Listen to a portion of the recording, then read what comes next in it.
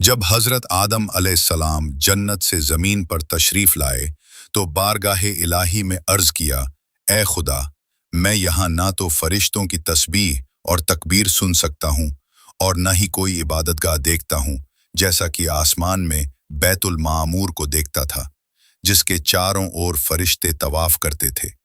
जवाब इलाही आया, जाओ, जहाँ हम निशान बताएं वहाँ काबा बनाओ, उसके चारों तरफ तवाफ़ करो और उसकी तरफ मुंह करके नमाज भी अदा करो। हज़रत जिब्राइल अलैहिस्सलाम उनकी रहबरी के लिए उनके साथ चल पड़े और उन्हें वहां लाए जहां से जमीन बनी थी, यानी उस जगह पर जहां झाग पैदा हुआ था, और फिर वही झाग फैलकर पूरी जमीन बनी। हज़रत जिब्राइल अलैहिस्सलाम ने अपना पर मारकर 7वीं जमीन तक नींव डाल दी, जिसे फरिश्तों ने 5 पहाड़ों के पत्थरों से भरा, कोह लुबनान, कोह तूर, कोह जूदी, कोह हीरा और तोर जैता। नींव भरकर निशानी के तौर पर चारों तरफ दीवारें उठा दी गईं। उस तरफ आदम अलैहिस्सलाम नमाज पढ़ते रहे और तवाफ भी करते रहे। तूफान नूह तक काबा इसी हालत में रहा। उस समय वह इमारत आसमान पर उठा ली गई और काबा की जगह ऊंचे टीले की तरह रह गई, मगर लोग फिर भी बरकत के लिए वहां आते थे और दुआएं मांगते थे। फिर हज़रत इब्राहीम अलैहिस्सलाम के ज़माने तक काबा उसी हालत में रहा, जब हज़रत इस्माइल और हाजरा उस मैदान में आकर ठहरे और उनकी वजह से वहां कुछ आबादी हो गई।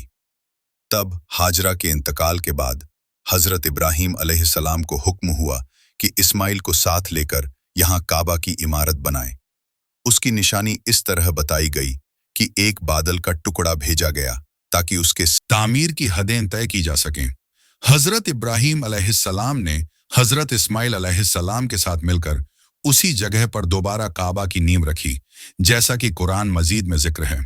और जब इब्राहीम और इस्माइल बैतुल्लाह की बुनियादें बुलंद कर रहे थे, यह वही काबा है जो आज भी करोड़ों मुसलमानों का क़िबला है और जिसकी ज़ियारत के लिए ईमान वाले दुनिया के हर कोने से खींचे चले आते हैं।